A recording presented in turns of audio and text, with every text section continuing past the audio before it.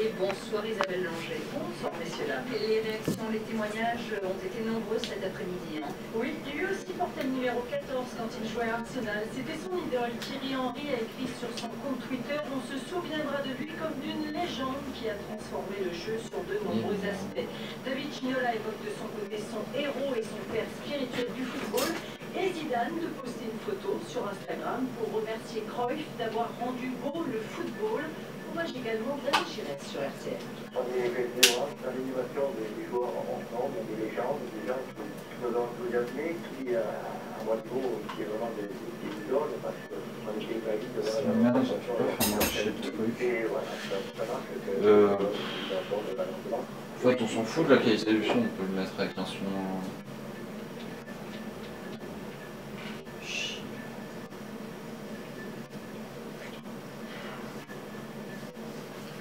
Ça va? En fait, faut pas appuyer sur le truc, faut appuyer à côté. Oui. Oh, ça va le faire, le son est pareil. En fait, il veut plus rien faire, il veut plus s'éteindre, il veut plus.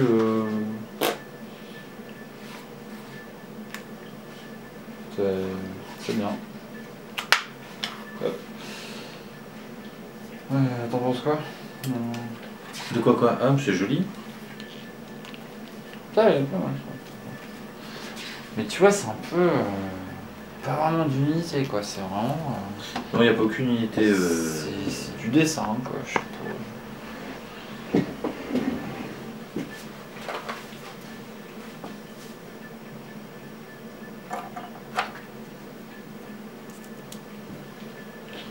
Non, mais en fait, ça va être.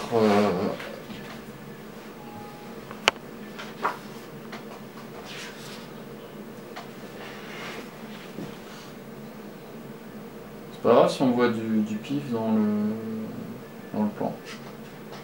Pour moi, non, on va s'en servir de toute façon. Hein? De quoi? Pour moi, non, on va s'en servir. C'est quoi sans savoir? S'en servir du pif? Ah bah oui. Très bien.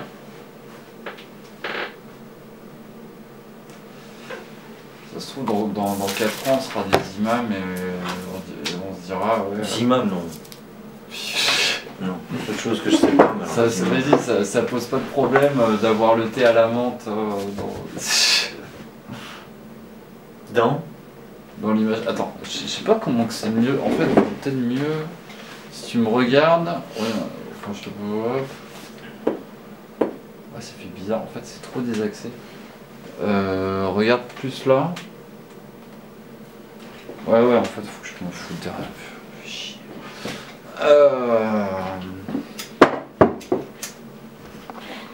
Ouais, parce que c'est pas naturel, un regard désaxé, tu vois, ça fait. Alors là, putain, oh putain, ça fait. Ça fait? Ça fait Groland, mais plus classe. Un peu Groland quand même. Ouais, je pense.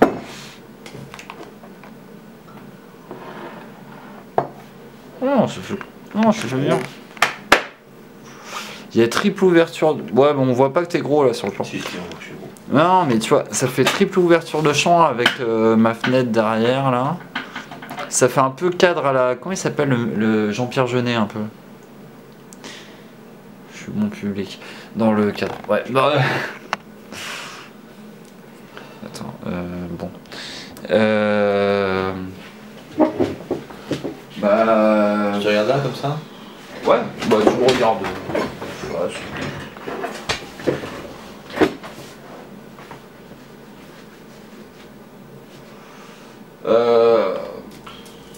comment tu résumerais ton film en 3 mots comme ça? C'est quoi? Vogue la galère? Pourquoi le titre? Ouais. Parce que il y a il y a un côté très tout va très bien Madame la Marquise, on se laisse aller, on se laisse voilà, les gens à la rue sont dans une galère pas possible, mais il y a quand même une espèce de petite nonchalance, un petit truc, donc évoque la galère, on n'a pas de dérive justement. qui va nous amener droit à bon port, mais on va se laisser dériver et on verra bien où on va, quoi.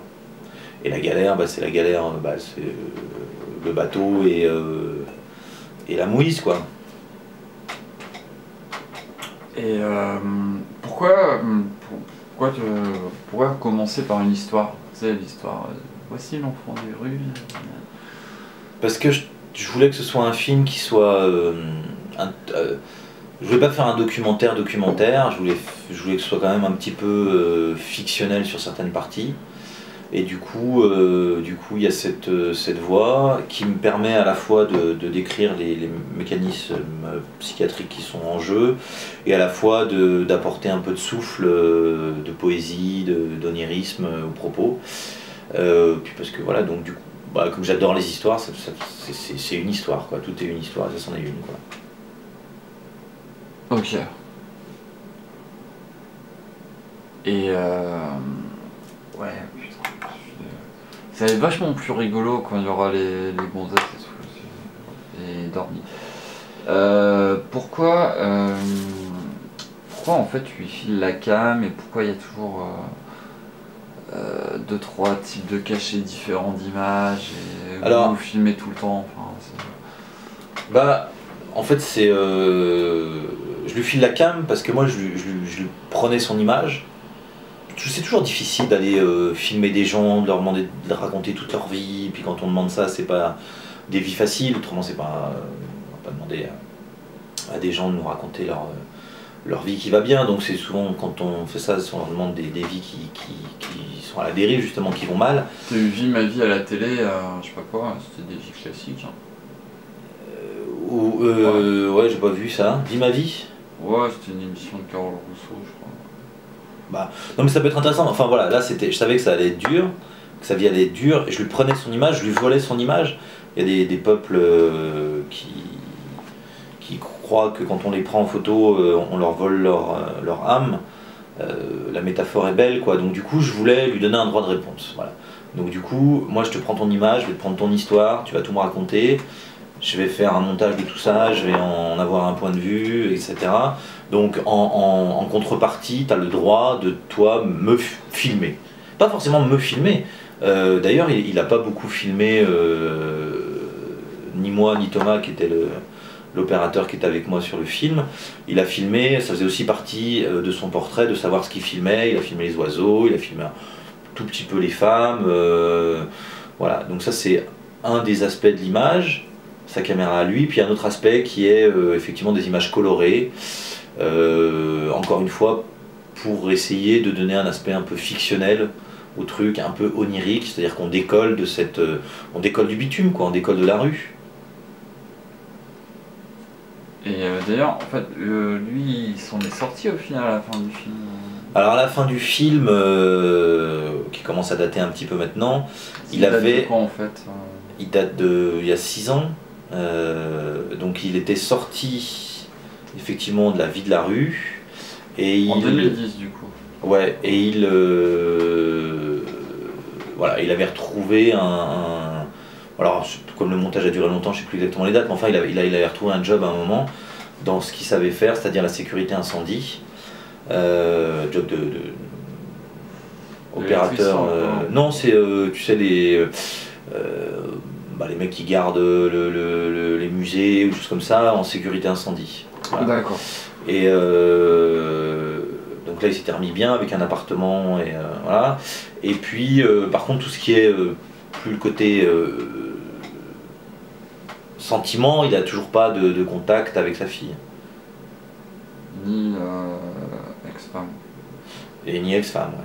Tu l'as revu récemment? Récemment non, je pense que la dernière fois que je l'ai revu c'était il y a un an. Mais c'était la même chose. Alors, en fait il a quand même une tranquillité maintenant qui est ce job qui est pas régulier mais qui peut retrouver, donc ça lui permet de toucher le chômage et donc il fait une période de boulot, une période de chômage, une période de boulot, une période de chômage. L'alcool est toujours présent, le jeu est toujours présent. Par contre l'idée d'aller à la rue, de retourner dans cette condition de vie extrême n'est pas vraiment à l'ordre du jour. Et tout ce qui est se remettre avec une femme ou encore plus fort, refaire des enfants, c'est pas du tout l'idée, quoi. Mais tu sais, tu me disais, du coup, ce serait genre le sans-abrisme, ce serait un peu une maladie mentale. Je repensais à la meuf, tu sais, qu'on avait vue dans la rue et qu'on lui avait sorti une solution différente là. Et à chaque fois. Tu lui avais sorti 10 000 solutions à la non, tu m'avais secondé quand même. Non. Bon, moi j'ai pas le sentiment d'avoir dit grand chose, je savais que ça ferait ça. Et tu as pu tester, toi, effectivement, en direct live. En fait, ouais, c'est très compliqué. C'est-à-dire que quand on parle de ça, la référence, c'est Patrick de Clercq, qui a écrit cet ouvrage qui s'appelle Les Naufragés. Et quand il parle de clochardisation, il parle bien des clochards. Alors, il y a des problèmes, plein de problèmes de logement dans notre pays. Donc il y a des gens qui sont SDF, qui continuent à travailler. Voilà. Moi-même, j'ai eu des problèmes d'appartement. Pour trouver un appartement, on demande des garants et tout ça, donc tu peux vivre chez des potes pendant un moment. Ou voilà.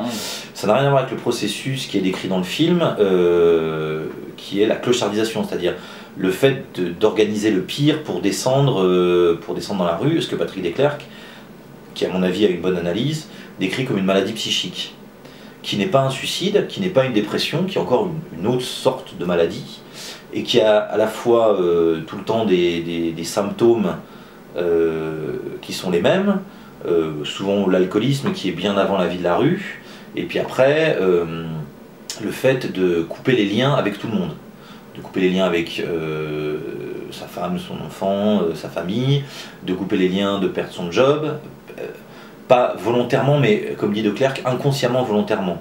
C'est-à-dire que quand tu écoutes les récits, celui de David ou ceux des autres que j'ai pu approcher, tu peux pas garder un emploi comme il se comporte. David, il vient pas pendant 1 mois et demi.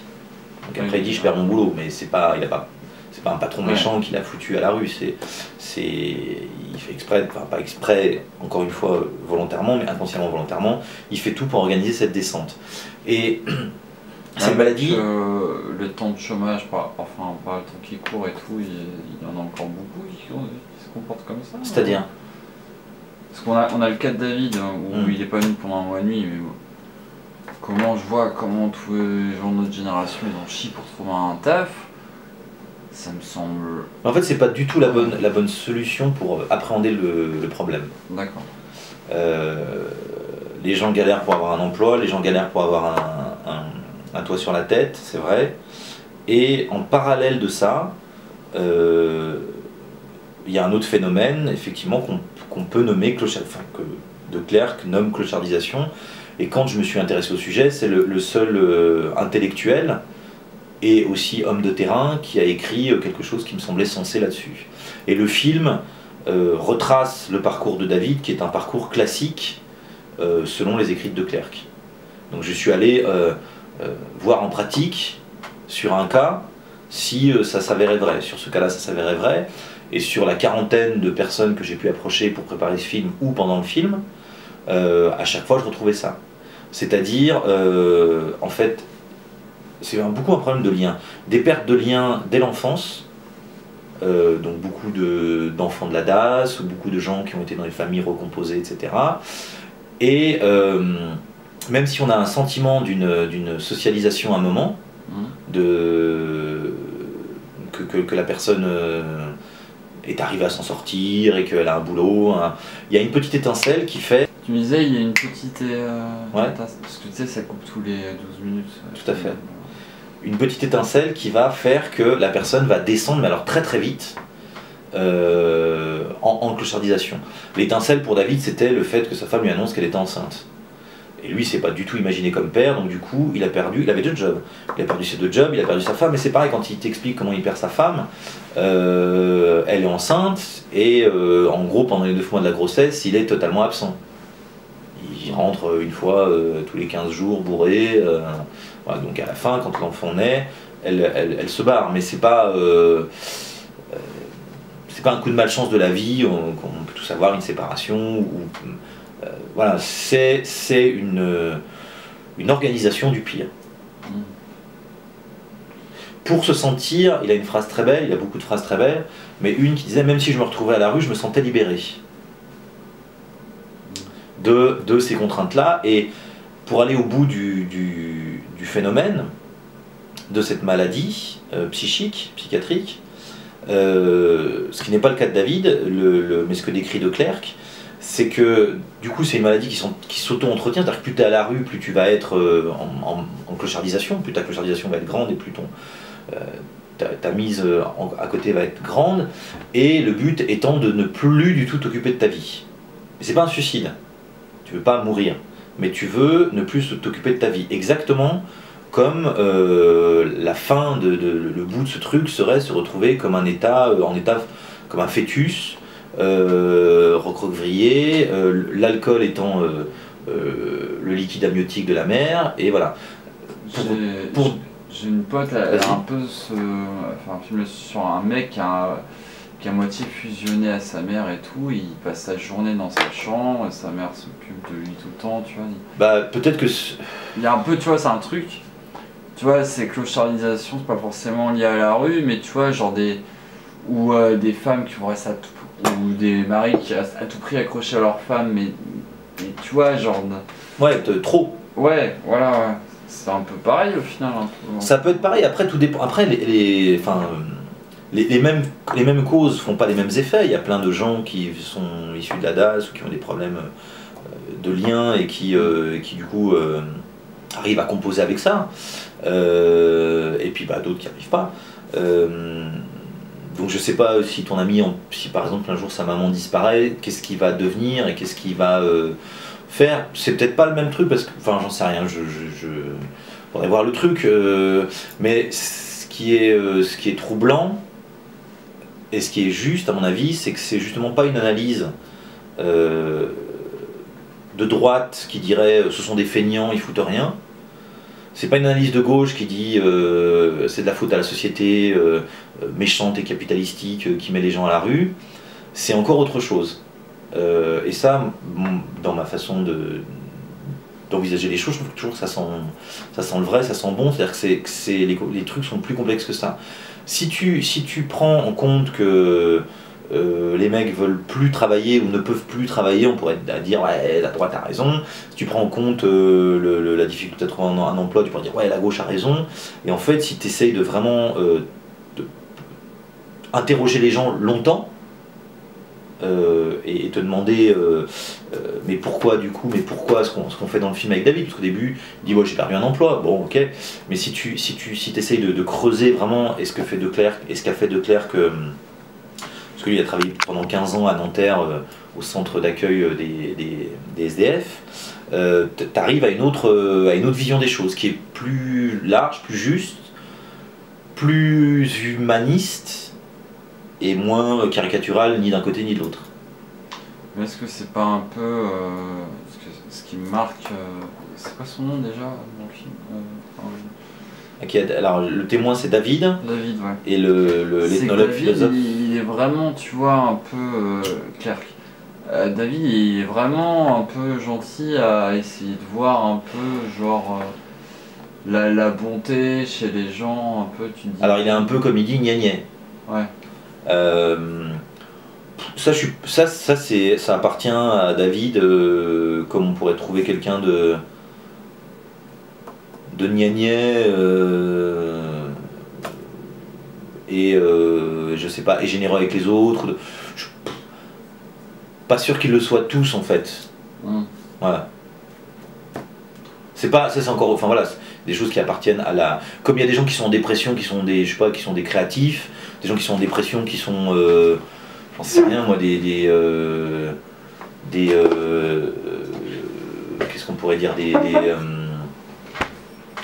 sais pas, il y a plein de types d'individus, mais voilà, il y a plein de gens qui tombent en dépression et qui n'ont pas les mêmes caractères de départ, évidemment. Mais est-ce que c'est pas au final, du coup, cette histoire de sans-abrisme serait pas un peu comme, tu vois, les chefs de cartel mafieux ou les chefs d'entreprise qui eux veulent avoir le pouvoir et être le boss et avoir une emprise sur les autres? Est-ce que c'est pas un peu l'opposé au final? Non, non. Tu vois, non, mais des gens qui ont des problèmes de lien, qui ont eu des, je sais pas, des confiances trahies ou qui du coup ils veulent sentir le pouvoir sur les autres, tu vois, comme certains un peu pervers narcissiques qui manipulent. Mais là, c'est l'opposé. C'est-à-dire, du coup, C'est ceux qui sont des gens manipulés. dégoûtés par le lien et qui veulent rester manipulés un peu, tu vois. C'est un peu ça ou... Ça me semble un peu orienté en fait. Ouais, non, mais je cherche. Hein. Mais non, c'est plus. Après, si on s'éloigne de l'analyse, on va dire des bêtises, mais je suis pas sûr qu'ils veulent rester manipulés, non. Ils veulent plus diriger leur vie. On retrouve un peu ce phénomène des fois chez les personnes âgées où on les laisse chez elles assez longtemps, puis avec une certaine dégradation. Et puis la famille, plutôt pour des bonnes raisons, ne veut pas les placer en maison de retraite ou maison médicalisée. Et quand elles y vont, au final, il y a un mieux qui est dû au fait que justement on s'occupe d'elles et que voilà. Et donc tous les liens entre les associations et les clochards prouvent cette chose, voilà, que le grand désir est de plus s'occuper de rien. Et la fin du film... Mais il s'occupe de quoi alors du coup? De quoi? Ben, il se laisse vivre. Par exemple, la fin du film où on est à la mer, qui pour lui est sa vraie mère, sa vraie maman, ce qui est à la fois très beau poétiquement et très porteur de sens psychanalytiquement, quand il va dans la mer, il nage pas. Il se laisse porter par les vagues. Et quand je lui dis ça, et il me dit des fois je suis en haut, des fois je suis en bas. Mais c'est vrai que des fois dans sa vie, et puis dans la vie de tous, il y a des moments où ils sont en haut, des moments où ils sont en bas. Et je disais à David, mais c'est à toi de décider si c'est à toi qui est en haut ou qui est en bas. Ou en tout cas, tu as une part de décision là-dedans. Il n'était pas du tout d'accord avec ça, il n'y a pas de part de décision. C'est-à-dire que tu te laisses bercer et on voit où le courant te mène. Mais est-ce que dans ces cas-là, tu vois, cette idée de se laisser bercer par la vie, est-ce qu'au final on n'est pas un peu tous des David avec certains déterminismes sociaux qui, par exemple, ah machin, on a de l'imagination, on va sur sa vidéo, un tel a plus le sens manuel, il va aller vers les travaux manuels, tu vois, genre... est-ce qu'on n'a pas un peu tous cette maladie-là à un degré moindre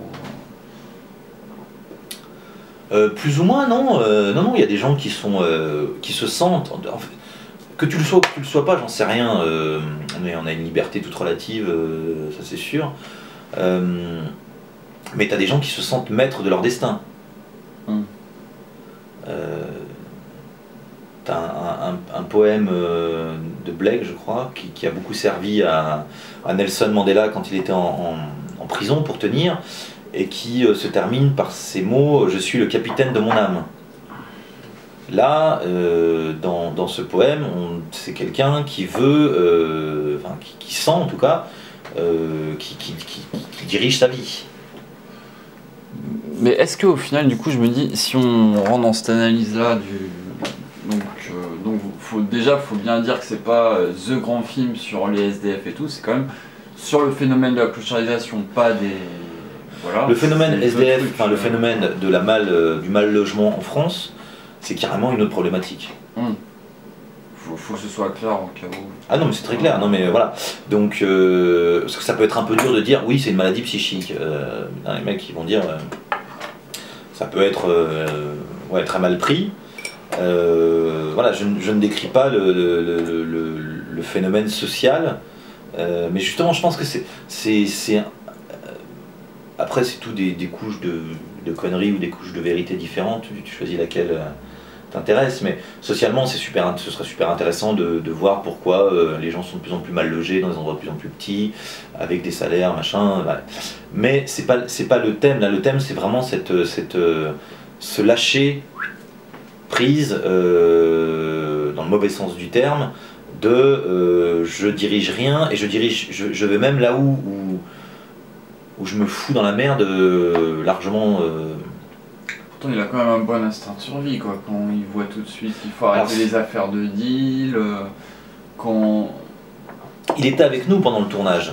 Il a une très bonne analyse des choses, c'est pas pour ça qu'il le fait bien. Quand on est arrivé, donc pour la fin du film, on est arrivé à Deauville. Non, à Trouville, c'est pareil, c'est que deux villes sont à côté. Bref, on a croisé un mec, on arrive dans un bar, parce qu'il voulait jouer, donc on va au PMU, on va jouer un petit truc. On croise un mec qui s'appelle Dragon. Voilà. Le mec il pue l'embrouille, mais à un point, mais c'est-à-dire c'est une caricature de film de scorsésien, de mauvais films scorsésien, enfin et il lui propose, dans le bar avec nous, il lui propose un deal le soir même sur de la bœuf qui est peut-être là-bas, mais qui est peut-être ici. Il y a peut-être un pote qui va passer, il faut peut-être se retrouver à 9h, mais il faut peut-être se retrouver à 22h. Enfin, le truc pue à mort, quoi. Je suis pas sûr que si on n'avait pas été là avec Thomas et qu'on n'avait pas le film à faire, qu'il n'ait pas accepté ce truc, mais qui puait l'embrouille, mais à plein nez, mais vraiment, quoi. Voilà, on aurait mis cette scène dans un film, on aurait dit le personnage de Dragon il est un peu caricatural, quoi. Ouais. Donc c'est pas. Alors c'est vrai qu'il a une très très bonne analyse des choses. Ils ont d'ailleurs tous. Quand tu commences à bosser dans les associations et à t'intéresser au sujet, tu y vas avec une certaine appréhension, avec tout le passé qui est le tien, et il y a un moment tu bois des cafés avec eux et tu discutes. Comme on est en train de discuter là, et tu te dis, mais attends, mais lui, qu'est-ce qu'il fout à la rue? Et puis lui, c'est pareil, parce qu'en fait, on parle d'un truc qui est vachement intéressant. Puis lui aussi, qu'est-ce qu'ils foutent à la rue, ces mecs-là? Qu'est-ce qui a fait dans leur parcours qu'ils se sont retrouvés à la rue? Et là, c'est là où je te dis qu'il faut dépasser l'analyse de droite ou de gauche, caricaturale Et avec quoi tu disais? Avec... Non, parce que ça coupe à chaque fois quand je fais un geste. Il faut que j'arrête de faire des gestes. Mais... Oh. Quand tu discutes avec des gens, quand tu démarres les associations, un des premiers trucs que tu te dis, c'est mais qu'est-ce qu'ils foutent là? Qu'est-ce que lui fait là? Qu'est-ce que lui fait là qui a une analyse intéressante? Lui, j'ai une discussion super avec lui. Qu'est-ce qu'ils foutent là, ces mecs? Et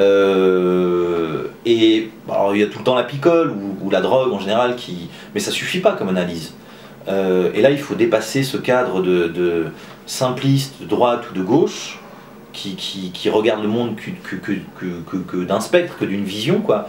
Et après, il faut passer vraiment du temps avec eux et discuter 4 heures, 5 heures, 6 heures pour comprendre que, par exemple, il y a un mec qui me dit, un des gars qui avait un squat quand on faisait le film avec David, qui apparaît à l'image, qui me dit, moi je suis à la rue à cause d'un patron.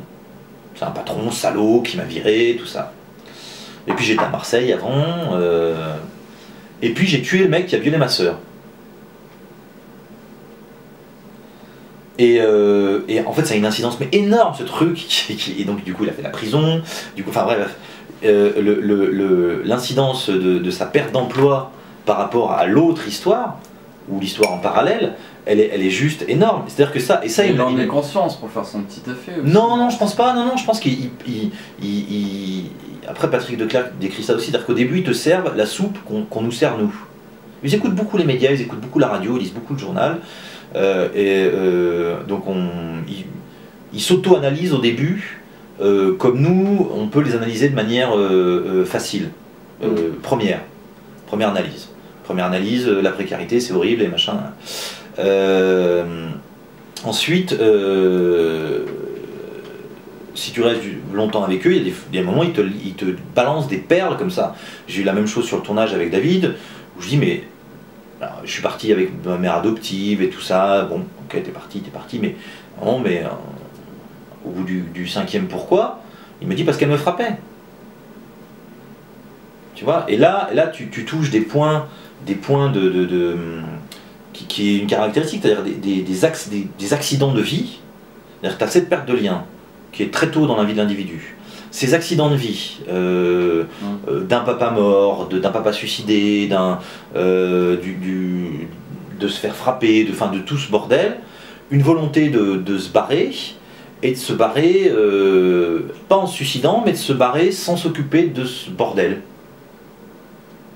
Qu'est la vie, Mais ça c'est un truc, j'ai l'impression que ça touche un peu tout le monde, tu vois, tous les gens qui sont pas de nature leader ou conseiller du leader ou paria, bref, d'après les théories de management, mais de toute la psycho de balle et tout, c'est...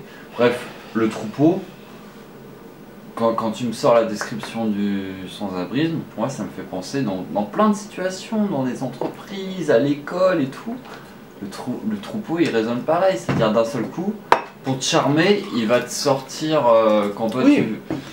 Oui, mais là où s'opère une différence énorme, c'est que le commun des mortels, quand il a une situation qui est plutôt pas mal, a le grand désir de rester dans cette situation. Ouais. Ce que j'ai compris et ce que je pressens du phénomène de clochardisation est qu'à un moment, ça vrille et je descends.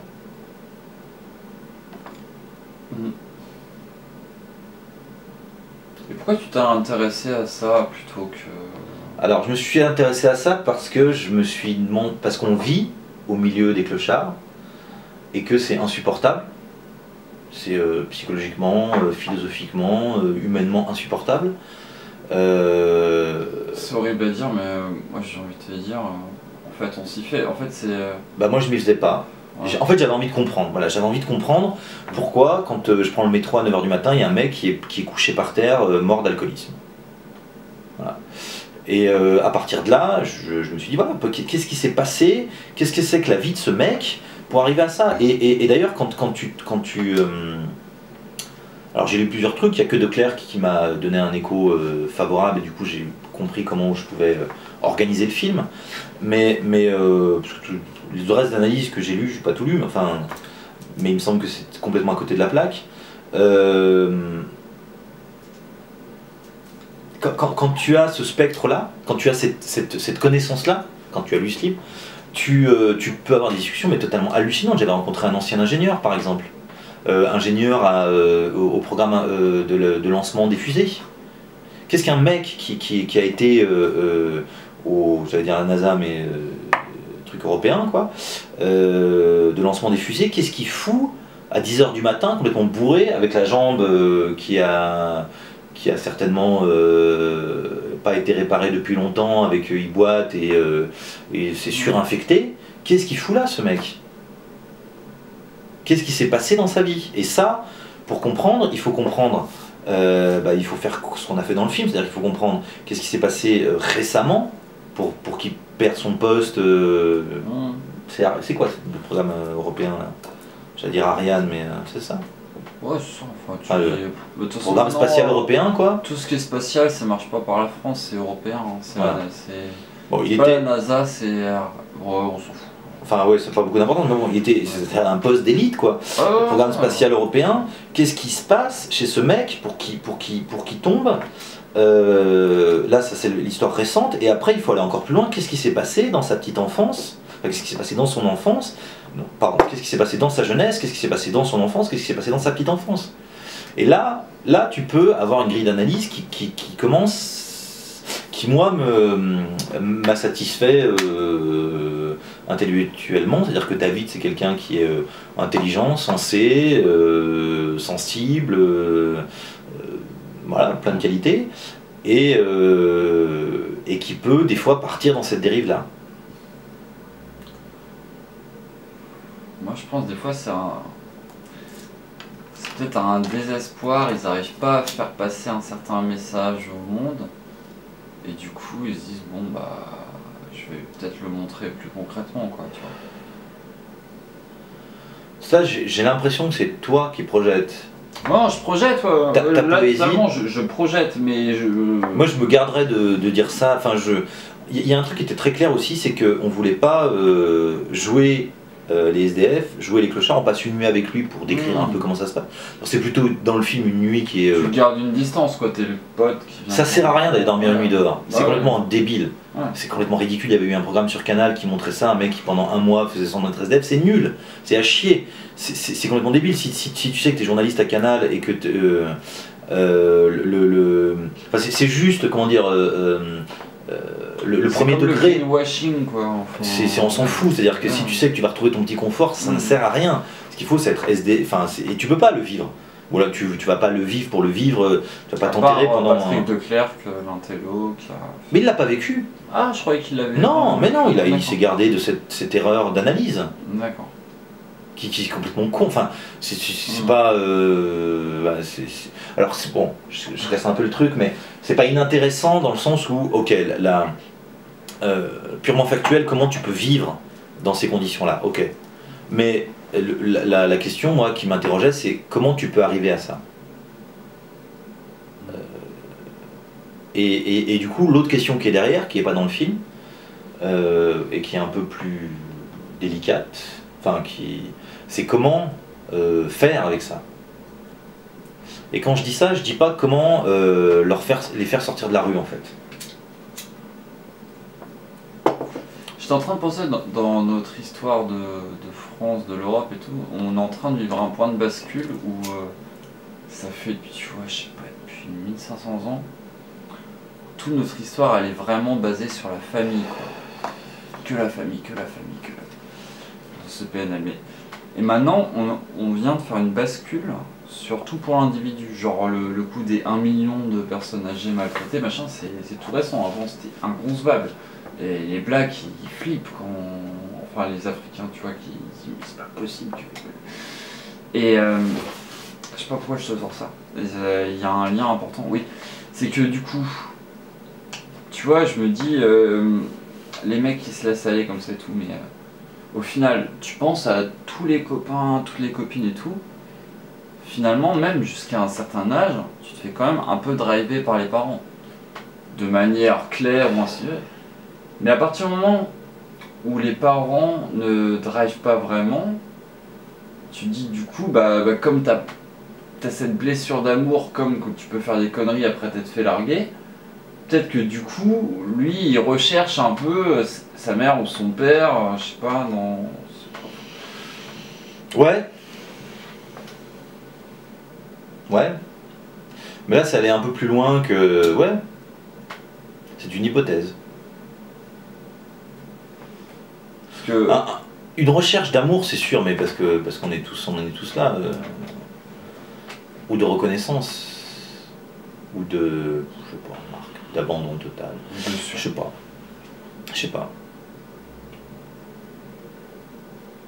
Je pense que on peut pas... Enfin, on peut dire que ce qu'on peut dire, quoi. On peut pas, après, tout se projeter et tout remplacer par... je sais pas, des phobies, par exemple des phobies, tu comprends pas.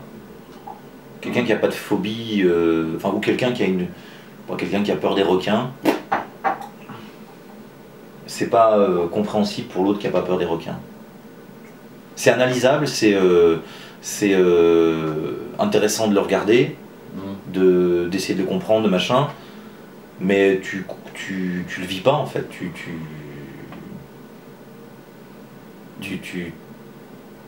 justement, un désir d'objectivité et aussi d'essayer de regarder simplement simplement les faits. Ouais. Sans se dire putain si j'étais à sa place ou voilà. Mais évidemment que dans la rue il y a 23% des gens qui viennent de la DAS. C'est un chiffre énorme, mais qui est totalement explicable, dans le sens où la perdition des enfants qui sont à la DAS et qui ont ce gouffre énorme d'amour qu'ils n'ont pas à cause des parents qui sont pas là, fait quoi, il y aura une fragilité, et c'est un incident de vie qui est dès le début, quoi. Après, c'est pas pour ça que t'as ça que tu finis comme ça. Mais en tout cas, tous ceux qui ont ça ont commencé par ça. Attends, je fais une pause avant. Mais ouais, quand je... Ouais, donc il y a l'histoire de la question d'amour et tout, mais au final, tu vois, si tu remplaces l'idée de logement par l'idée de libre arbitre ou de sens critique ou de liberté, tu te rends compte que plein de gens qui sont bien intégrés dans la société, aussi bien prolos que bourgeois, machin truc, peuvent au final être un peu dans cette même logique de sans-abri parce que genre ils trouvent un maître ou une maîtresse puis ils laissent couler quoi. Enfin... Ouais mais c'est pourquoi t'as coupé? Parce que tu sais c'était pour pas t'interrompre sur une phrase. Ouais. Du coup j'anticipe comme ça je te refais pas dire la phrase. D'accord.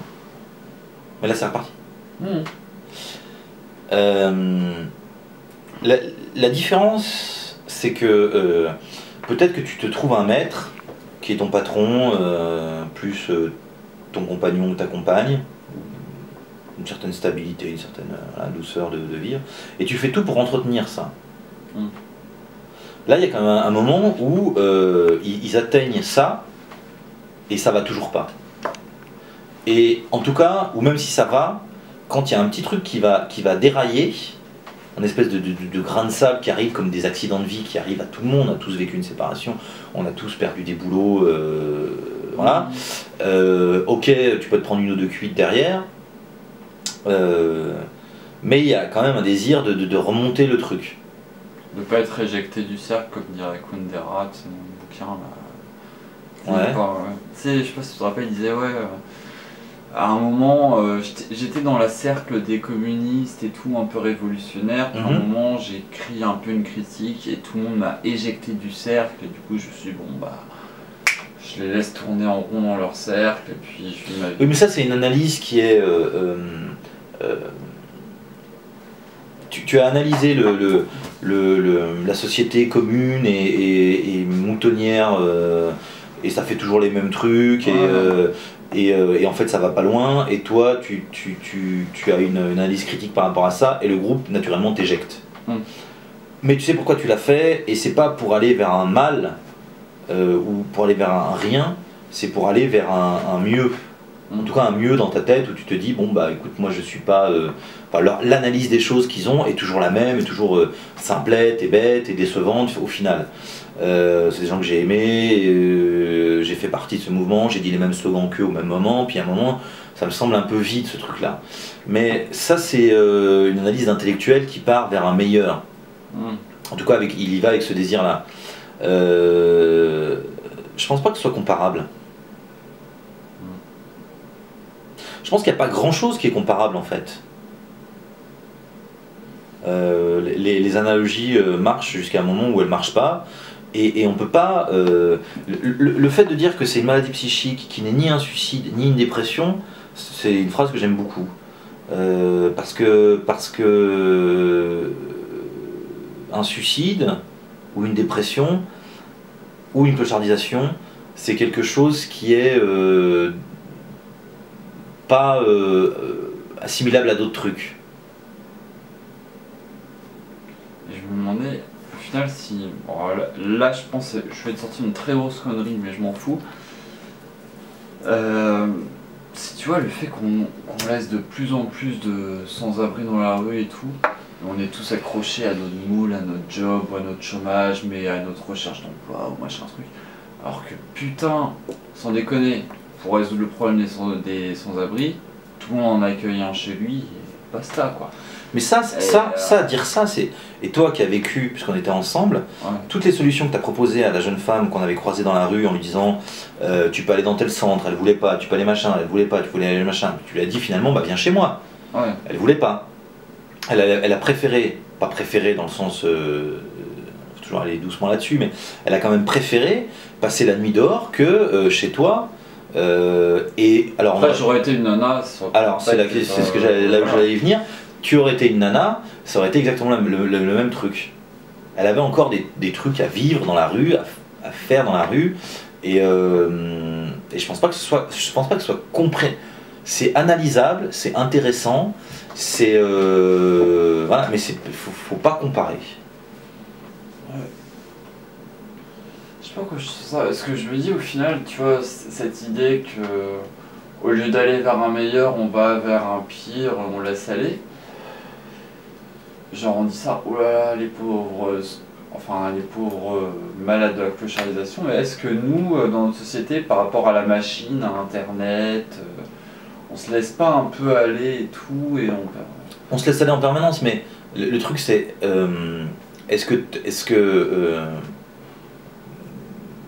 toi là on picole, on boit, est-ce que demain on va picoler, on va boire? Non. Est-ce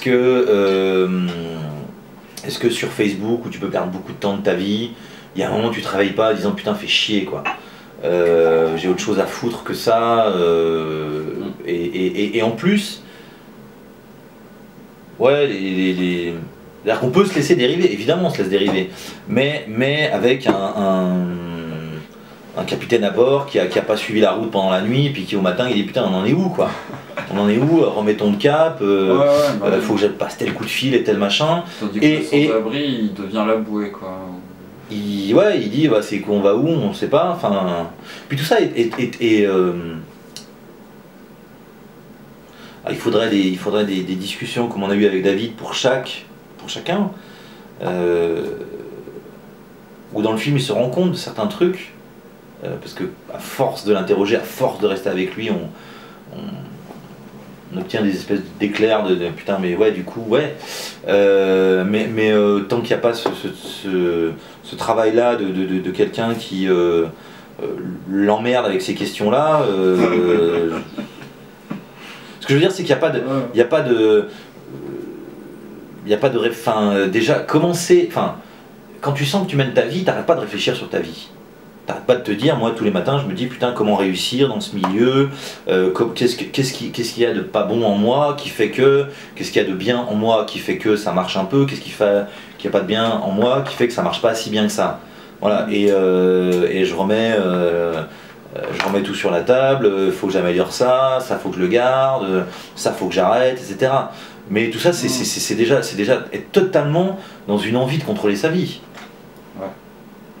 Après on se heurte à plein de limites, de son propre caractère, de ses capacités, je voudrais écrire 4 heures par jour, puis finalement t'écris que 2, puis finalement t'écris pas, puis finalement, enfin, voilà, mais en tout cas le matin quand on fait le point du bateau où il en est, on essaye de dire alors on se ment certainement, on a forcément une mauvaise analyse des fois, une mauvaise auto-analyse, mais on a le désir d'aller appeler un pote qui nous dit bah ouais franchement là-dessus tu déconnes, enfin voilà, on l'écoute pas, mais toute cette démarche est là quoi.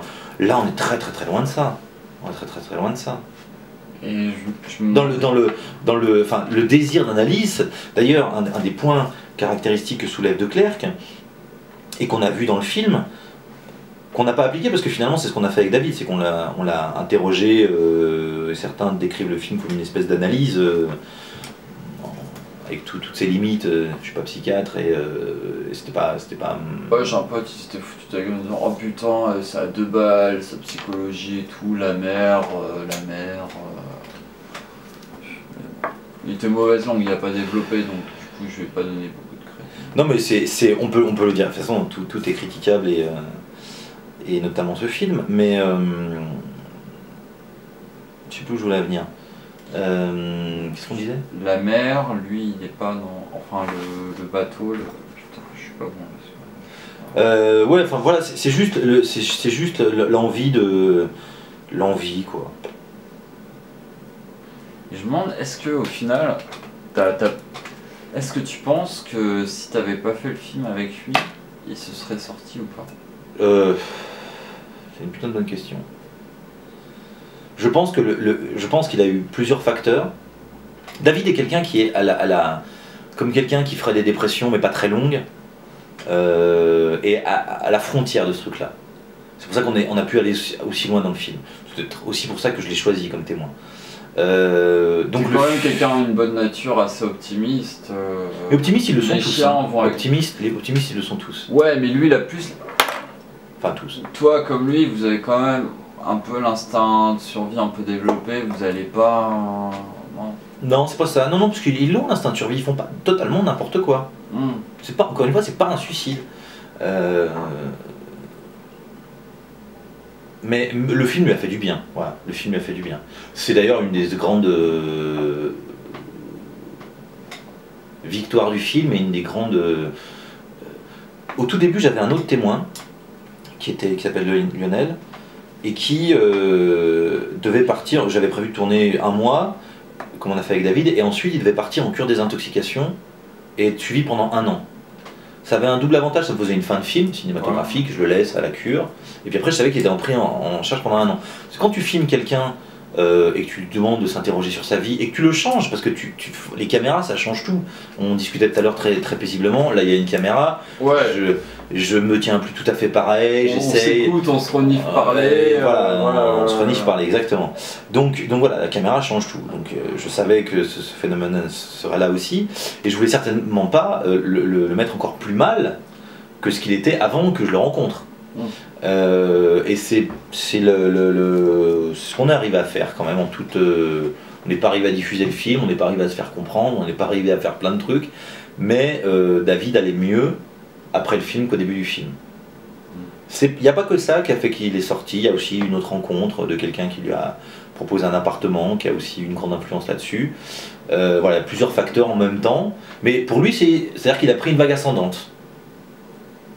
Voilà. Mais sur laquelle il n'avait aucune emprise.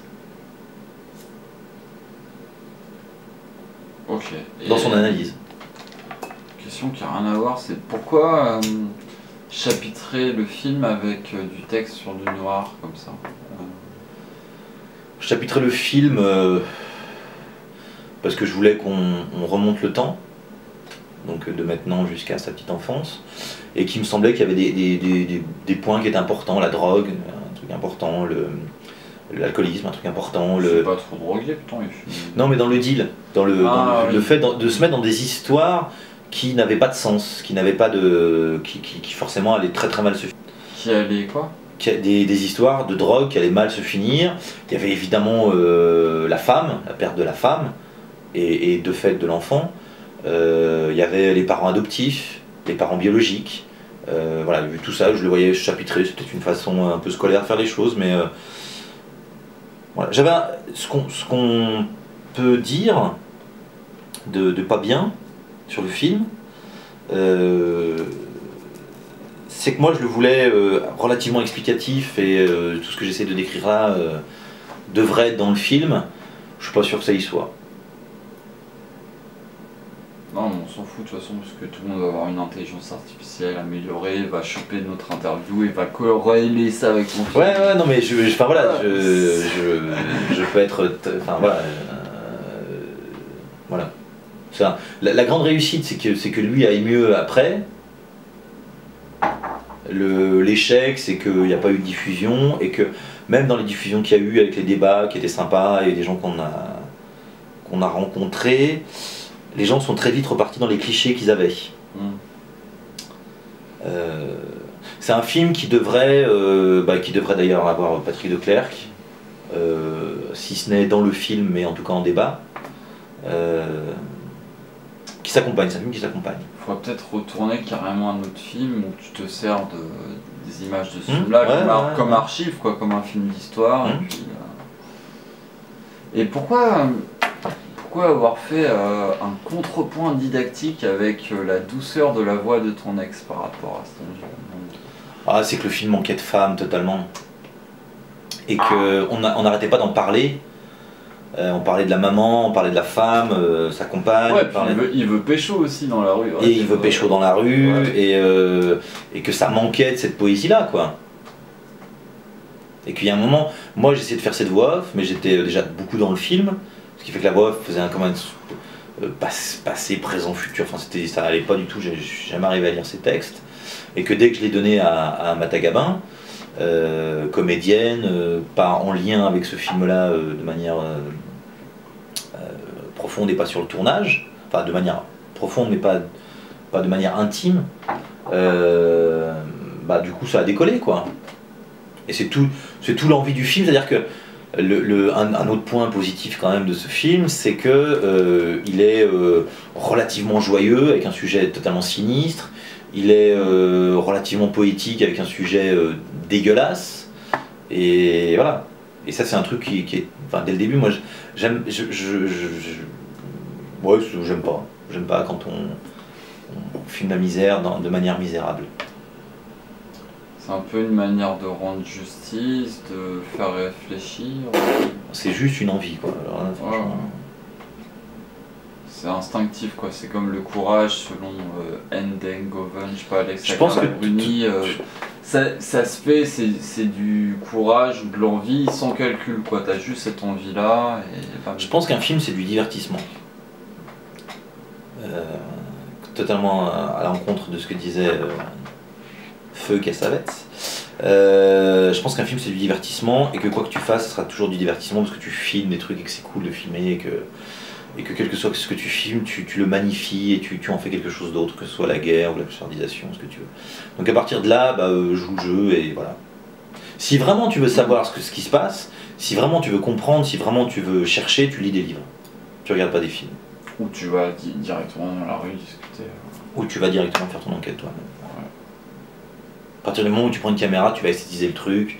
Tout à l'heure, tu as posé ton cadre, on a dit c'est un peu comme ça, un peu comme ça. On fait pas très gaffe à ce que c'est, Ouais. mais on fait quand même un tout petit peu gaffe. Au final, en fait, ce qu'on fait là, c'est un peu un cheap trick quoi. C'est un peu comme The Mentalist, c'est on vous fait un tour de passe-passe, maintenant bougez-vous le cul hein, quoi. Ça sert un peu à ça. Ouais, c'est ça, on peut dire.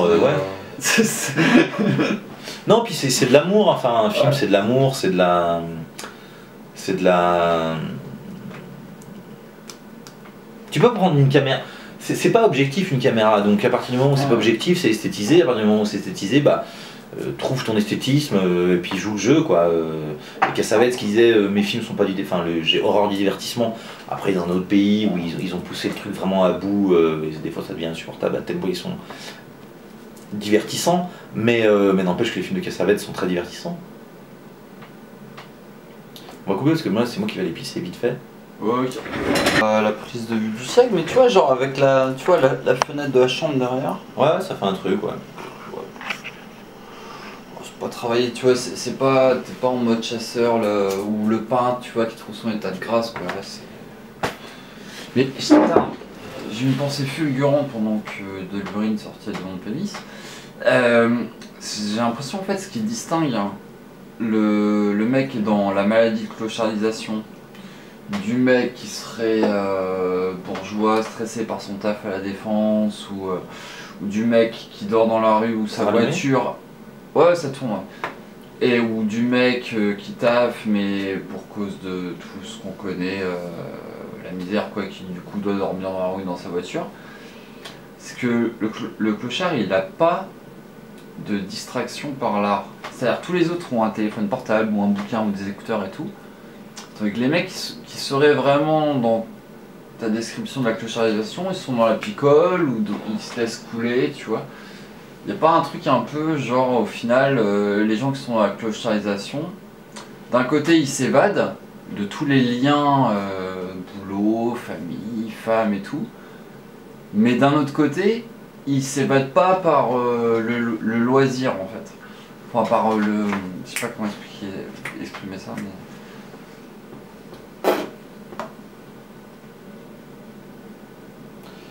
J'en sais rien.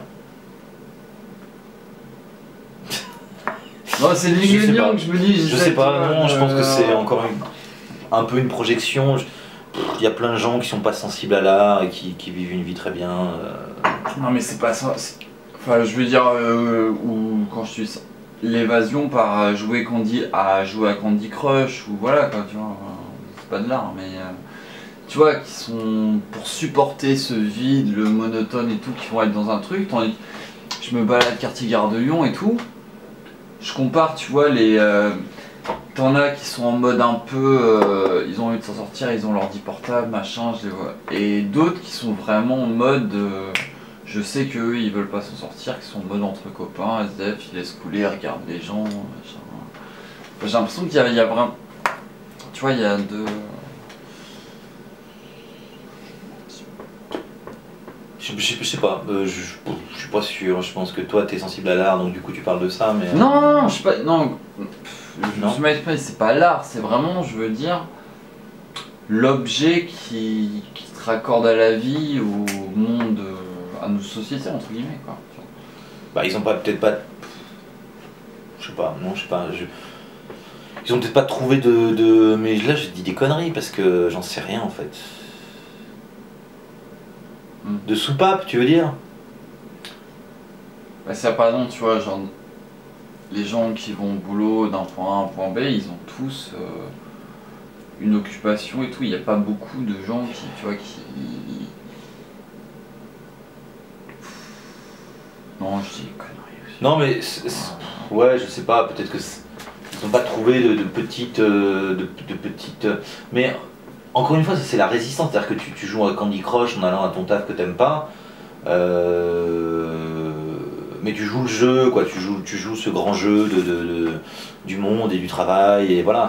C'est une petite soupape que t'as, eux l'ont peut-être pas, en tout cas elle suffit pas du tout, quoi. Et je me demandais en fait ce choix donc de ce docu où t'as passé 3 ans quand même et tout, et de David. Tu vois, je me dis, enfin je repensais, tu sais, quand on avait discuté machin, tu m'as dit toi, moi je suis pas très bon mais je devrais baser sur la sincérité, et moi je t'avais dit, faudrait que tu fasses un truc sur le narcissisme. Et je me rends compte souvent que, tu sais, quand tu sors des crasses à un pote ou une copine, tu vois, que souvent en fait, les reproches que tu adresses à la personne, en fait c'est à toi que tu les... Ouais, ça, ouais. Et je me suis rendu compte, non mais en fait qu'au final, toi c'était plus la transmission et moi le narcissisme, et je me demandais si tu vois, si t'as pas eu, tu vois, genre même 1 ou 2 ans après le film, tu te dis mais merde, ça se trouve dans la relation ou dans le film, ça touchait un truc à moi, ou tu vois. À toi ou à moi? Non, à toi, à toi.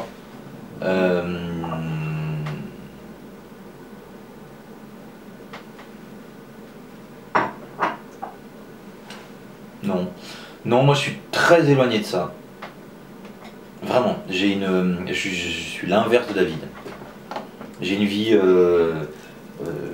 sentimentale. Enfin, pas, mes premières années de ma vie, c'est hyper stable. Ce qui me permet, moi, maintenant, d'être pas stable. Jusqu'à certains points où ça me gonfle, mais si David a eu la chance d'avoir mes parents, ouais, c'est sûr qu'il serait pas là.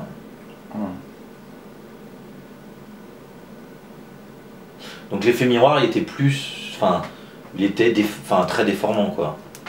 Ce que tu te dis, c'est que oui, enfin, putain, combien de bisous t'as eu, combien d'encouragements t'as eu, combien enfin, moi j'ai vraiment eu de la chance d'analyse juste, à la fois avec une éducation qui était là, pas sévère dans le sens bête du terme, mais voilà, qui donne un cadre et qui fait que tu peux grandir et t'épanouir et pousser en campagne, enfin...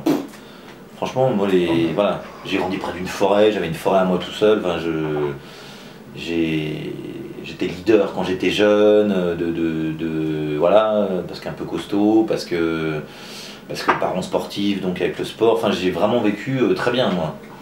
Ce qui fait que j'ai pas peur du tout. Un des trucs qui était marrant, c'est que, et un truc qu'entretiennent les médias, ça c'est intéressant, c'est que on nous fait peur avec ça. Nous dire regardez, si vous ne travaillez pas, si vous ne mettez pas dans le moule, regardez ce qui vous attend. Et en fait cette marge, il y a une phrase très belle de Godard qui dit la marge c'est ce qui fait tenir les pages entre elles. Et cette marge là fait que celui qui est en train de jouer en Candy Crush se dit ok, mon boulot c'est de la merde, mon boss c'est un connard, mais en même temps je suis pas là en train de vomir mes tripes à 7h du matin.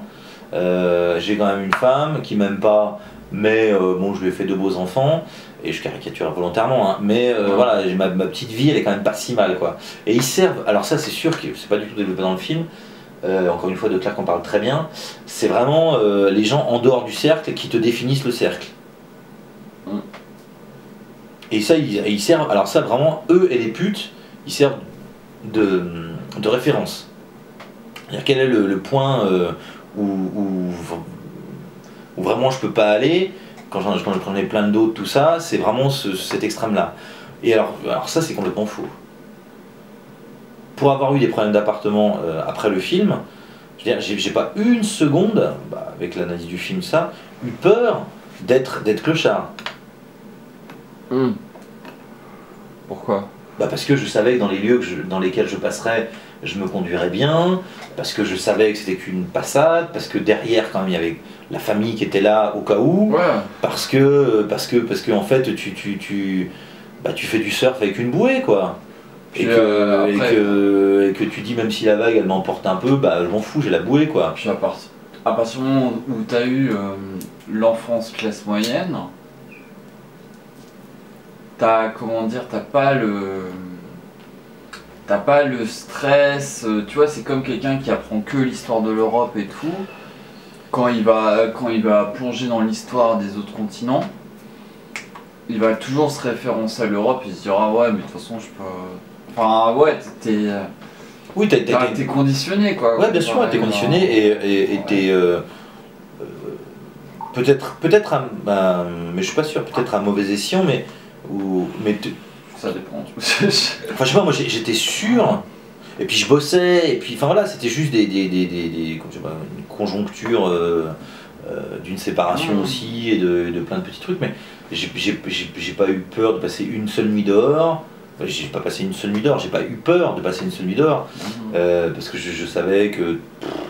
Enfin, je t'ai pas sollicité, mais toi ou d'autres pourraient. Enfin, tu sais, c'est même pas un problème quoi.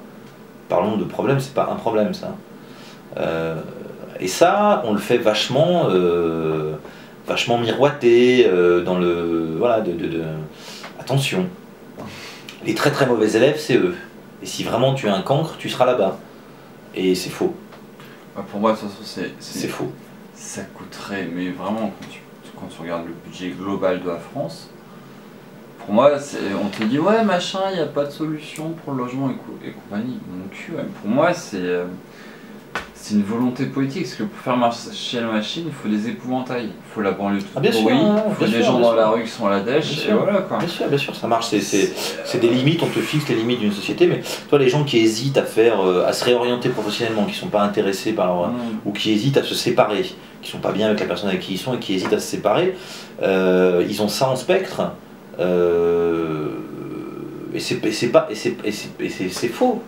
T'as quand même un certain nombre de copains, de copines, de machins qui vont t'accueillir, te machin. D'ailleurs, là c'est pas décrit dans le film encore une fois, mais certains ont des frères, des sœurs ou des amis qui commencent par les accueillir. Et ça se passe très très mal. C'est-à-dire que c'est du vomi dans tout l'appartement saccagé, et même si c'est ton frère, bon, il y a un moment tu lui dis bah dégage quoi, ça fait un mois que j'ai plus de vie, ça fait un mois que je peux pas, en fait je peux pas assumer ça. Et quand t'as pas, enfin, je sais pas moi, les potes à qui j'ai dit je viens dormir, ils m'ont dit bah ouais, et puis tu fais tout ce qu'il faut pour que ça se passe bien, et puis ça se passe bien.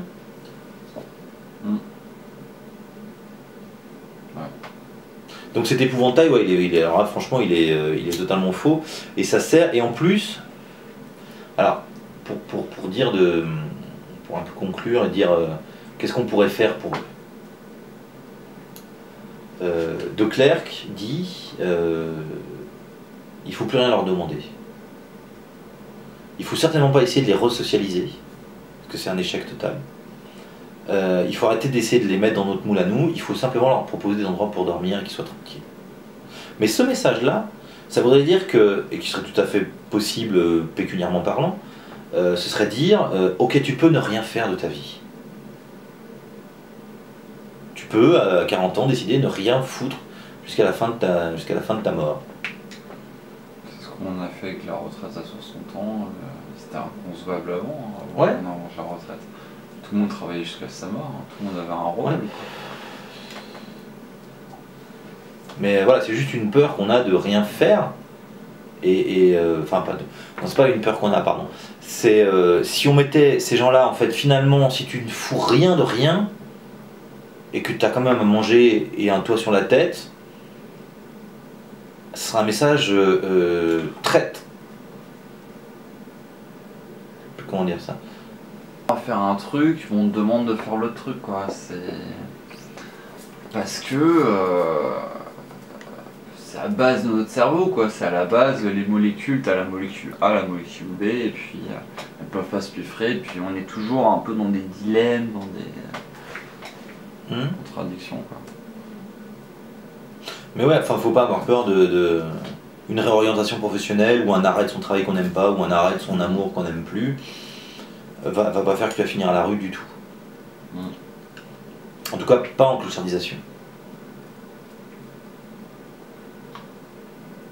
Attends, je vais poser la question. Vas-y. Peux-tu relancer la vie du film pour l'opposer face au docu de Harry Roselmack? J'ai pas vu le documentaire d'Harry Roselmack. Bah, il va passer des nuits en immersion avec des sans-abri. Il a fait pareil avec les putes aussi. Ce que ouais, je trouve pas ça très intéressant de se mettre à la place de... Voilà. Moi j'ai essayé une fois pour ressentir la faim de pas manger pendant 2 jours et demi. C'est juste complètement débile en fait. Ça va à rien. J'ai pas besoin d'aller voir la guerre pour comprendre la guerre, j'ai pas besoin de... Enfin voilà. En plus, si tu... Enfin... Faut la vivre avec ça comme seule perspective, autrement ça marche pas. Donc Harry Roselmack... Après c'est pas mal, hein. C'est peut-être bien mieux que ce que passe sa chaîne la plupart du temps, donc non, j'ai pas du tout envie de mettre... Je suis en opposition avec rien. Je pense pas que ce soit une bonne analyse.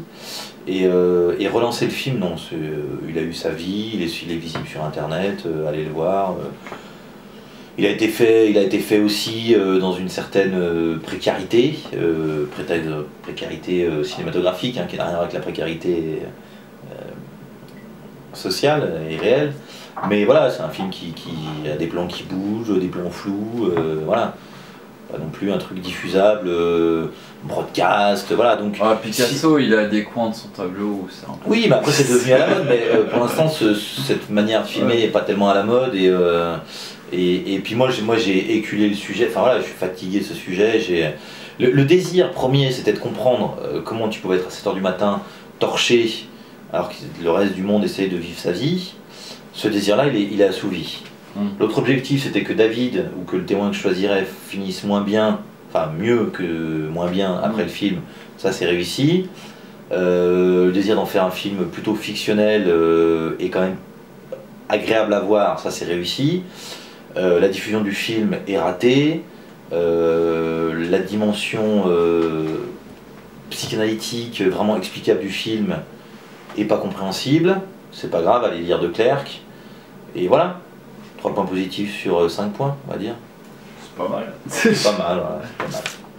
Et je me demandais, David, il a taffé sur des studios télé et tout, avec la gaffe et tout. Pourquoi tu l'as choisi sur 40 personnes? Est-ce qu'un peu par ça, je savais pas, ça. Ah non, ça je savais pas. Mais tu l'as gardé au montage parce que ça... Ouais, ça faisait rire quoi, ouais, ça faisait rire. Ouais. Ouais, y a pas de... Ok, pas de questions. Y a pas de questions. Mais pourquoi t'as voulu construire le film que sur une seule personne? Quand même tu t'es fait chier à aller rencontrer 40 témoins, machin truc, à prendre... Alors je voulais pas construire le film sur une seule personne, David a aspiré le film. Au départ, ce que je voulais c'était David, enfin un témoin principal, avec d'autres qui venaient corroborer, qui étaient en secondaire, qui disaient moi aussi j'ai des problèmes avec ma mère, moi aussi, ah mais moi aussi ma petite enfance, machin. Et puis il nous a pris du temps, de l'énergie, de l'amour, et puis d'un coup c'était lui le film quoi. C'est peut-être pas bien, hein. On aurait... le film... pas, faut un temps de digestion. En fait, le film idéal qu'on aurait dû faire, c'est un film avec De Clercq, puisque c'est pas ma pensée, c'est la sienne, que j'aime et que j'essaie de défendre, mais avec De Clercq, et avec effectivement d'autres témoins, 4-5 témoins qui viennent à chaque fois corroborer, soit... être un petit peu en distance par rapport à ce que dit David, soit être en complet... comment dire, en complet... en complétant ça, quoi, enfin en disant la même chose, quoi. Non, pas en opposition, en complète... j'ai pas le terme, enfin, voilà, en complète similarité. Ouais.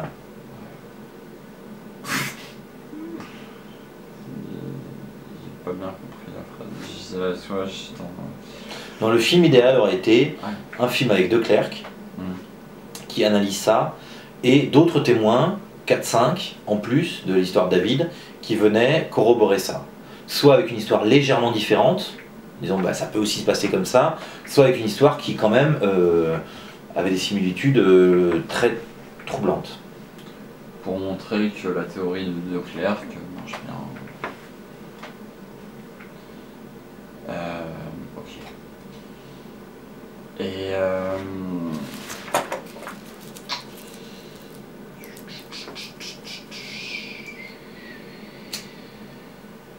est-ce que tu as envie de refaire un film sur les sans-abri? Non. Pourquoi? Parce que je suis allé au bout de la question que je me posais. T'as pas d'autres questions? Non. Et en quoi ce projet-là, il pourrait être utile pour un des projets de tes rêves, en fait? Quand tu penses maintenant avec un peu de recul.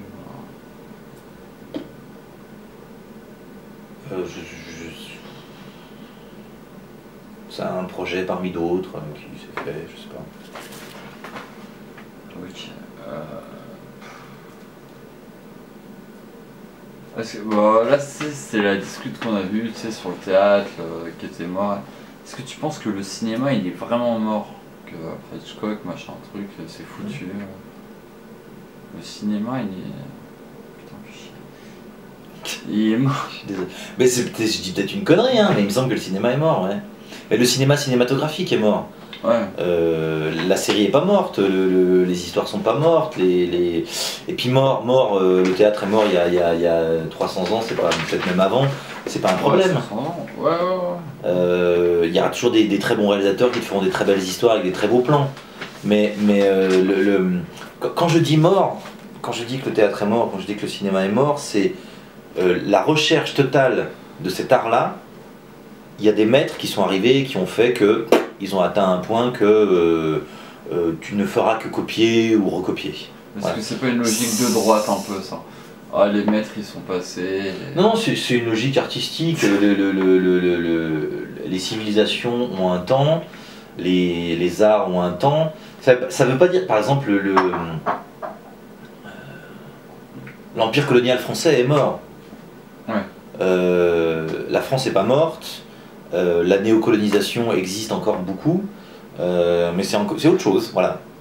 Ouais, c'est en mutation. C'est en mutation, voilà. Le cinéma est en mutation, et le cinéma cinématographique, qui te raconte une histoire seulement avec des plans, des images, des sons, à la Bresson, est quelque chose qui existera toujours, comme le théâtre bien écrit existe toujours, mais qui sera beaucoup moins intéressant parce que beaucoup moins nouveau. Shakespeare a écrit. Hitchcock a tourné. Et du coup, ce que tu fais après, alors soit il faut le réinventer, mais du coup, le théâtre, théâtralement, avec des mots et une superbe histoire, comme l'a fait Shakespeare, c'est mort. Il l'a fait. Ça veut pas dire que tu peux faire d'autres choses, mais c'est-à-dire que tu seras toujours dans ses pas. C'est comme les Beatles pour la pop. Ouais, bien sûr, bien sûr. Les musiques n'arrêtent pas de mourir. Les musiques meurent beaucoup plus vite. Après le reggae est mort. C'est pas pour ça qu'il faut pas faire du reggae. C'est juste, tu marches dans les pas de Marley, en permanence. Et la minimale, par exemple, je connais pas du tout, ou pas bien, je pense pas que la minimale soit morte. Ou peut-être qu'elle est morte il y a 2 ans, j'en sais rien. Mais voilà, ce style de musique est peut-être pas encore mort. Il y a peut-être encore un mec qui va définir tous les codes. À partir du moment où un mec a défini tous les codes d'un art et qu'il l'a poussé à bout sur plusieurs projets, sur plusieurs pièces, films ou chansons. Mais en même temps, tu sais quoi? Moi j'ai vu des analystes sur Mozart qui disaient, mais en fait pour beaucoup de personnes, avant Mozart, la musique classique était morte, et Mozart on le définit souvent comme un précurseur, un génie, un inventeur, alors qu'en fait en réalité il n'est pas du tout inventeur. Le mec il a repris, comme il a une super mémoire et tout, il a repris tous les trucs de la musique classique et il les a sublimés. Un peu comme les Guns N' Roses avec le hard rock. Mais c'est ça aussi le poids d'un... Donc au final, t'as des trucs, tu crois qu'ils sont morts parce que t'as un maître qui est passé, et tu peux avoir un Mozart derrière qui va en fait toute cette traîne de zombies, bam. Alors peut-être, ouais, peut-être.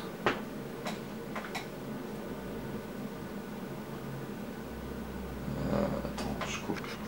Puis c'est pas que je tarde, moi. Vous voyez quelle heure? Il est bientôt minuit. Ok. C'est quand le dernier heure? Parfois c'est minuit 30.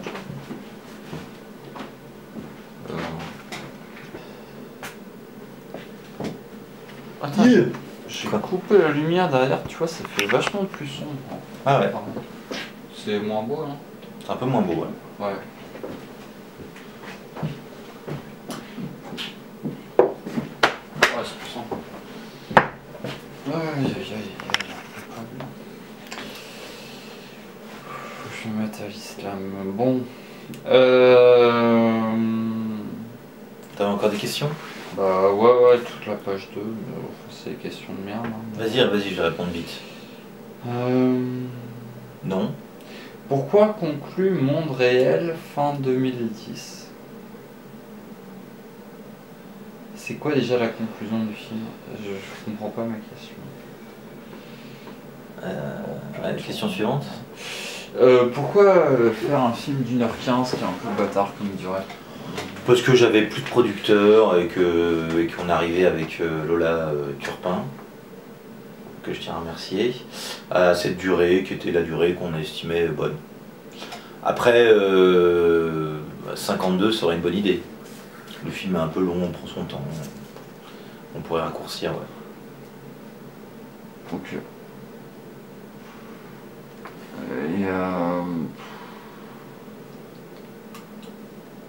C'est quoi cette question? Comment rendre le bonheur guerrier pour régénérer la culture? Bon, non, c'est une question de merde. Là, par contre, concret. À un moment, tu sais, t'as une séquence en langage des sourds. Pourquoi, en fait? Enfin, comment t'as eu l'idée? C'est quoi l'intérêt? Tout ça. Bah, c'est un moment où on l'avait perdu dans l'histoire, dans le film. Comme il y avait un problème, la clochardisation est un gros problème de lien, je craignais qu'on le perde. À force de lui poser plein de questions et de le faire chier tous les matins, c'était évident qu'on allait peut-être avoir ça. Et un matin, il est plus à la gare d'Austerlitz, il est plus dans les endroits où on a l'habitude de le retrouver, machin. Donc on l'a perdu. Quand on le retrouve, il a un cocard énorme. Quand on le retrouve, il est arrête bourré, on amène se coucher, et puis après au matin, il a un cocard énorme. Et du coup, alors est-ce qu'on avait du son, est-ce qu'on n'avait pas de son, je sais plus. On avait encore une caméra, et du coup, je sais pas, j'ai fait ça comme ça. Parce que je trouvais aussi que c'était beau de le faire comme ça, de le faire. Ouais.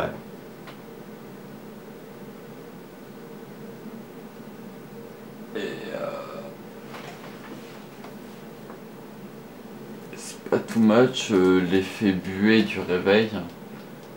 Parce que je trouve il y a une buée sur la caméra quand tu fais la séquence. Ça fait vachement feu de l'amour, quoi. Alors c'est vraiment pas calculé. C'est totalement réel. C'est les bonnes surprises de l'image, c'est pas une bonne surprise. On vient de dehors, je dis à Thomas filme, je vais le coucher, et on filme, et la caméra se remplit de buée, et du coup ça fait cet effet. Il n'y a rien d'irréel ou de post-produit dans cette séquence. Pour revenir, excuse-moi, je suis pour me concentrer sur un truc. Sur la maladie de la clochardisation. Je regarde un mec François qui me disait, je crois que la définition de la perversion la plus juste que j'ai trouvée, c'est jusqu'où on peut aller. Tu vois, des gens qui, je sais pas, des cas d'inceste ou quoi, qui vont remettre leur enfant avec la personne. En fait, au final, c'est la perversion ou les gens qui supportent un tas de merde. C'est quand même, ils subissent, et au final, tu vois, c'est pas que de l'agression, c'est aussi la manière de subir, quoi, en fait, un peu, quoi. Et Est-ce qu'ils sont pas pervers eux-mêmes? C'est ça que tu veux dire? ouais, peut-être. Je me garderai de dire ça. Enfin, en fait, moi, je sais même pas ce que c'est la perversion, en fait. J'arrive pas à définir exactement. Genre la bonté, ok, les qualités, ok, mais la perversion, c'est plus complexe, quoi. Ouais.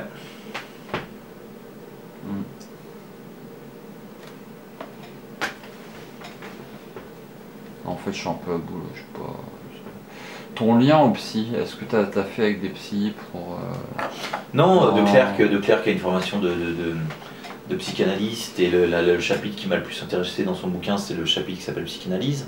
D'ailleurs, tout le film est basé sur, pas que, mais beaucoup sur ce chapitre-là. Voilà. Bizarrement, moi j'ai beaucoup de méfiance par rapport à la psychanalyse, mais j'ai beaucoup de méfiance avec les gens très éclairés. C'est-à-dire, c'est comme les théories scientifiques, elles sont justes jusqu'à un certain point. Ouais. Newton explique tous les mouvements de l'univers jusqu'au mouvement de Mercure qui va un peu trop vite, et là il faut appliquer Einstein. Il sait pas faire des marées de Faucon Millennium, donc il est pas si fort que ça. Ouais, voilà.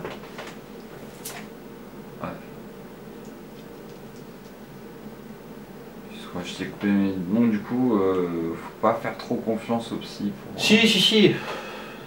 Si, en première analyse, il faut, enfin, la révolution freudienne ou jungienne ou tout ce que tu veux, ça changeait le monde, donc c'est évidemment hyper intéressant et intelligent.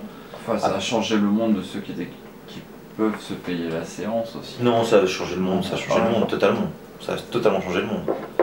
Donc un mec qui change le monde, respect déjà. Et c'est une analyse mais ultra intéressante qu'on a même inclus dans la moindre de nos pensées quand le mot analyse, on l'emploie à tour de bras, c'est la pensée freudienne qui est derrière. Voilà, on peut pas faut rendre à César ce qui lui appartient et Ouais, enfin, en même temps, l'analyse, tu vois, ça se trouve, ça prend une autre forme, tu vois, c'est comme la mélancolie, j'ai vu un bien sûr, non mais on déforme Oh. tout, on caricature tout, mais n'empêche qu'il y a une façon de parler, une façon de voir le monde, qui est peut-être pas celle qu'ils voulaient eux, mais qui est changée une fois qu'ils ont écrit leur bouquin. Totem et tabou, enfin voilà, des standards de la psychanalyse qui ont changé le monde. Si, ça a changé le monde. Voilà, changé notre analyse du monde. Et quand je dis le mot analyse, je m'inscris dans cette pensée. Et voilà, après elle est critiquable à haut niveau, quoi. Comme Newton est critiquable. Mais n'empêche que je fais ça, avec mon portable, je fais ça, voilà, c'est Newton.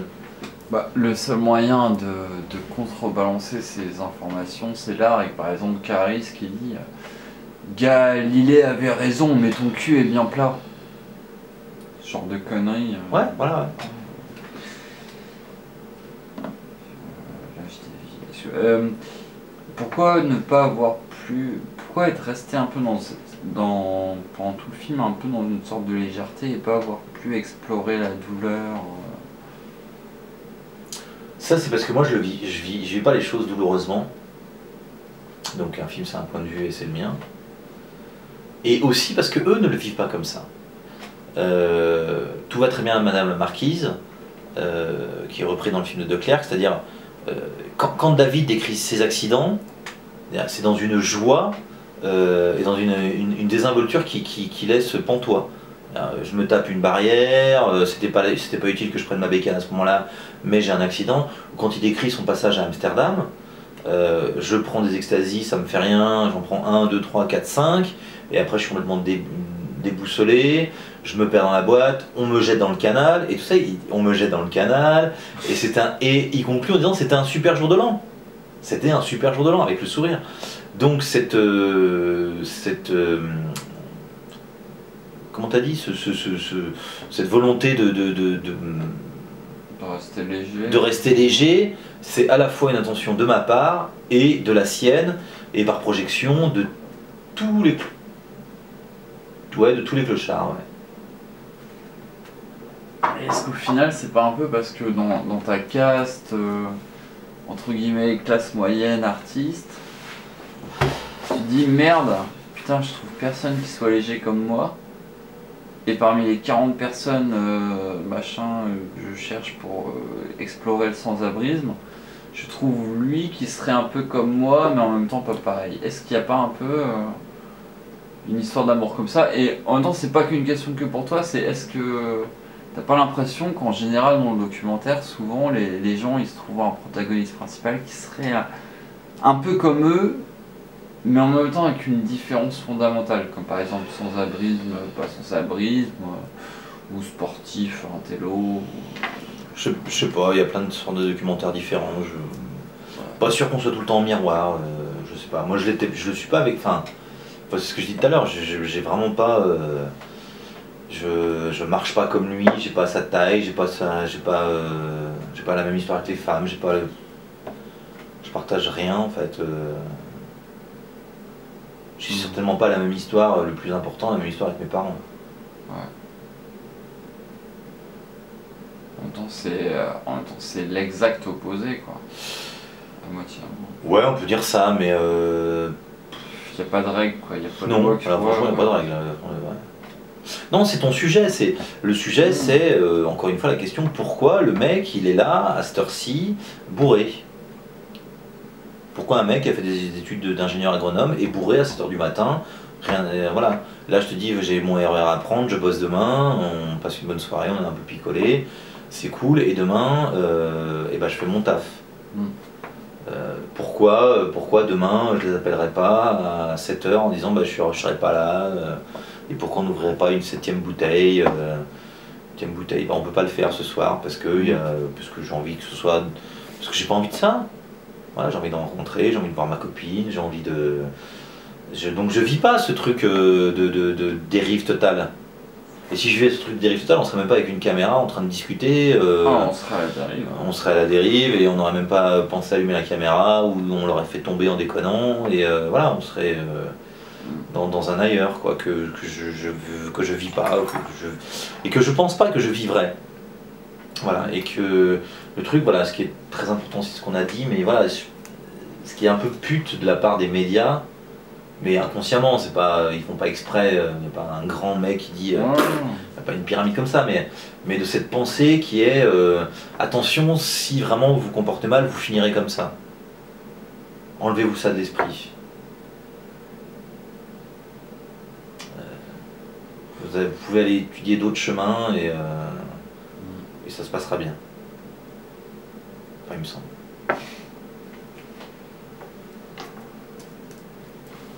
Ah, les chemins.